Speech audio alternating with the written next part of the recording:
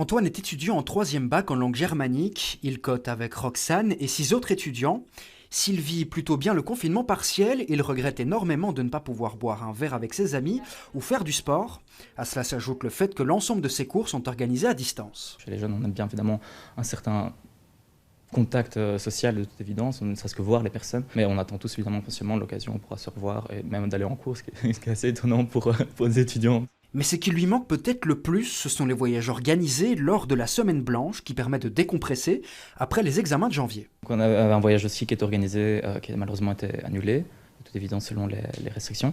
Pour moi, ça manque beaucoup. D'un point de vue personnel, c'est très important que je bouge, je voyage. Et en plus, l'été passé, je n'ai pas su pour des raisons de santé qui n'étaient même pas liées au Covid, je n'ai pas pu voyager.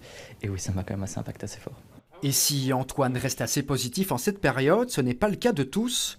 La Ligue bruxelloise pour la santé mentale constate un afflux de nouveaux jeunes en détresse dans leurs services, principalement lors du second confinement. Nous, on considère vraiment que la deuxième vague est encore pire et va être peut-être, on n'espère pas, mais à long terme, ça va peut-être avoir des effets beaucoup plus délétères parce qu'en fait, ça fait 1 an que c'est long et que les perspectives, et ça quand on est jeune, les perspectives c'est important, et même pouvoir trouver du boulot dans une société où on n'arrête pas de parler de crise économique aussi à venir, voilà, c'est clairement insécurisant. Et face à ce constat, la Ligue bruxelloise pour la santé mentale a décidé de mettre en place des points d'écoute gratuits pour les 15-25 ans.